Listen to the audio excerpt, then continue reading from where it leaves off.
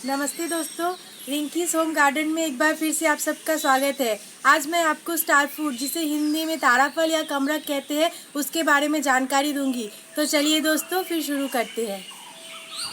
ये देखिए दोस्तों, ये मेरे स्टार फ्रूट का पौधा है। स्टार फ्रूट को इंग्लिश में कैरम्बोला और विराम्बी भी बोलते हैं।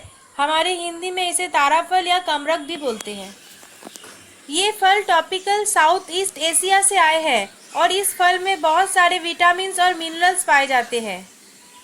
ये जो आप पौधे देख रहे हो, ये जब करीबन 10 इंच के थे तभी मैंने इसे नर्सरी से खरीद कर लाई थी और इसे एक छोटे से 8 इंच के पॉट में बैठाई थी। और जब ये थोड़ा सा बड़ा हो गया तभी इसे मैंने 14 इंच के पॉट में रिपोर्ट किया है। आप चाहे तो इसे बड़े पॉट या ड्रम में भी इसे बैठा सकते हैं। आप देख ही सकते हैं, ये मेरा 14 इंच का पॉट है।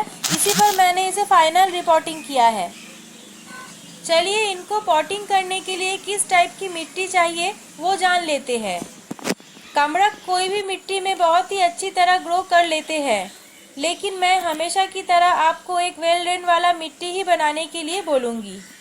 तो आप 1 part garden soil, 2 part silver sand, 1 part cocopeat और 1 पार्ट फार्मी कॉम्पोस्ट या लीफ कॉम्पोस्ट या फिर 1 साल का पुराना काउडंग कॉम्पोस्ट लीजिएगा।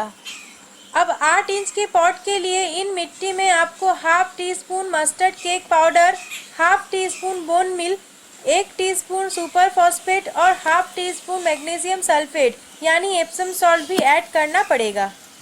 और अगर आप मेरे जैसे 14 इंच के पॉट में इसे ग्रो करते हो तो फिर आपको 1 tablespoon mustard cake powder, 1.5 tablespoon bone milk, 2 tablespoon super phosphate और 2 टेबलस्पून मैग्नीशियम सल्फेट यानी एप्सम सॉल्ट को ऐड करना पड़ेगा। इन सबको एक संग मिला के उस मिट्टी में ही आपको स्टार फ्रूट के पौधे को बैठाना है। अच्छा, आप बिठा के इन पौधों को आपको एक शेड वाले जगह पर 3-4 दिन के लिए रखना है। और याद रखिएगा कि अगर आपके पौधे में फ्लावर्स है तभी आपको इसे रिपोर्ट करने के बाद कम से कम 8 से 9 दिन के लिए शेड वाले जगह पे रखना है, नहीं तो आपके सारे फ्लावर्स झड़ जाएंगे। अब चलिए दोस्तों, इन पौधे को खाने में क्या दीजिएगा ये जान लेते हैं। आप पौधे को पॉटिंग करने के हर 15 दिन के बाद ही आपको 1 टेबलस्पून NPK डालना पड़ेगा। 19-19-19 या 20-20-20 या फिर 25-25-25 वाला कॉम्पोजिशन का। और अगर आप सिर्फ ऑर्गेनिक खाद डालना चाहते हो तो आपको हर महीने में एक बार 3 tablespoon mustard cake powder, 2 tablespoon bone meal, 1.5 tablespoon wood ash और 1 टेबलस्पून मैग्नीशियम सल्फेट यानी एप्सम सॉल्ट को एक संग मिला के डालना पड़ेगा पौधे के चारों ओर। याद रखिएगा, ये है मेरे जैसे 14 इंच के पॉट के लिए। अगर आपके पास मुझसे छोटा या बड़े पॉट हो तो आप ये खाद को अपने हिसाब से कम या ज़्यादा एडजस्ट करके दीजिएगा। ये देखिए दोस्तों, कितना छोटा छोटा कमरख भी आया है मेरे पौधे पे, है ना कितना सुंदर। अच्छा, और एक बात दोस्तों, हर 2.5 महीने में एक बार आप 1 टेबलस्पून थाइमेट या फिर ऑर्गेनिक में 2 टेबलस्पून नीम केक पाउडर भी मिट्टी में डाल दीजिएगा ताकि मिट्टी का जो कीड़ा और वॉर्म्स हो वो मर जाए। और जैसे मैं आपको हर बार बोलती हूँ, फर्टिलाइज़र देने के पहले दिन आपको थोड़ा सा मिट्टी को गीला करके रखना है और खाद डालने के बाद भी आपको मिट्टी में पानी डाल देना है। अच्छा, और एक बहुत ही ज़रूरी बात दोस्तों, इन पौधे को बहुत सारे न्यूट्रिएंट्स की ज़रूरत होती है, तो आपको हर 3 महीने में के बाद ही इन पौधे को माइक्रो न्यूट्रिएंट्स देना पड़ेगा, 1 लीटर पानी में 30 ड्रॉप मिला के स्प्रे करके। और इसके अलावा पौधे को अच्छी ग्रोथ के लिए पौधा लगाने के हर 15 दिन के बाद आपको PGR यानी प्लांट ग्रोथ रेगुलेटर जैसे कि मिराकुलन आपको 1 लीटर पानी में 30 ड्रॉप मिला के पौधे को अच्छी तरह स्प्रे करना पड़ेगा। चलिए अब बातें करते हैं इनके पेस्ट के बारे में। कमरख पौधे में बहुत सारे इंसेक्ट के अटैक होते हैं, जैसे कि माइट्स, स्केल्स, फ्रूट फ्लाइज, बहुत सारे टाइप्स के बीटल्स और कैटरपिलर्स। माइट्स, स्केल्स और कैटरपिलर्स पौधे के पत्तों को खाते हैं और फ्रूट फ्लाइज और बीटल्स फल पर अटैक करते हैं।